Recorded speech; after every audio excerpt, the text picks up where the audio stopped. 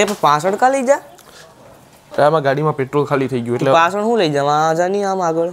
અરે ભાઈ ગાડીમાં પેટ્રોલ ખાલી થઈ ગયું તો કારણ પાછી ઘેરે મૂકવા જવી પડશે. એ પણ ઘેરે હું મૂક્યું આમ પેટ્રોલ પંપમાં મૂકતું આમ એટલે પણ ઘેરે મૂકવાની હોય હવે. પેટ્રોલ પંપમાં જવું પડે. તો આપણે જાવું ને ઘેરેથી બીજી ગાડી લઈને પેટ્રોલ ભરાવી આવીશું ને પછી આમાં નાખીશું ઘેરે.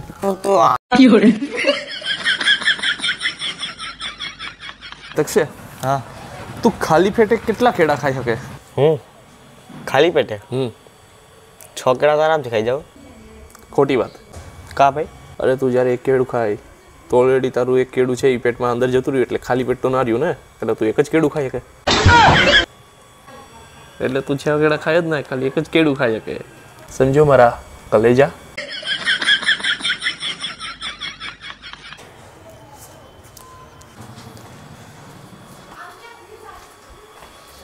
એ ભાઈ હા આ રસ્તો ક્યાં જાય? આ રસ્તો ક્યાંય નથી જતો. આ રસ્તો રાત દિવસ અહીંયા જ પેડો રહી છે.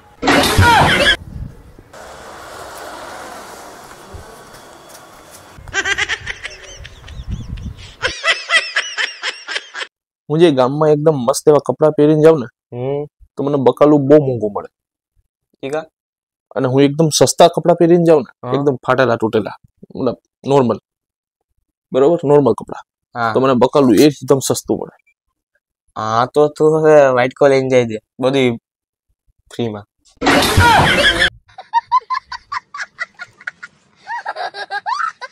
તક્ષે હું છે ને એક એવી મસ્ત છોકરી સાથે લગ્ન કરીશ જેમાં 3 ગુણ હોય. કયા કયા?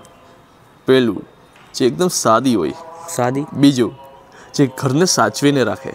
અને ત્રીજું જે મારું બધું કેવું કરે. અચ્છા તો હાલો મારા ઘરે આવી જાવ. મારી નોકરાણીમાં બધા જ ગુણ છે. જઈને પણ આવી દઉં. એ ભાઈ તું એમ નોકરાણી તું પડી જાય. ખૂબ મૂડ બગાડી રાખ્યું ઘરની નોકરાણી વાળું. એટલે કાલ તો તારા લગ્ન છે તો દુખી દુખી કેમ છે આજ? અરે યાર છોકરી વાળાએ કીધું છે કે લગ્નમાં માણસો બહુ ઓછા લાવજો. હા તો મને એ વાતની બીક છે કે પપ્પા મને લઈ જશે કે નહીં. લગ્ન તારા છે ભાઈ, હવે તારે જવું પડે, જવાનું હોય એમાં. તું પપ્પાનું ભોલું પૂછાય યાર.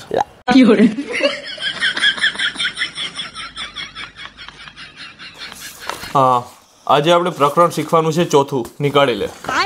અને પેલા મને એક વાત કે એટલા દિવસથી તું આવતો કેમ નહોતો ટ્યુશનમાં?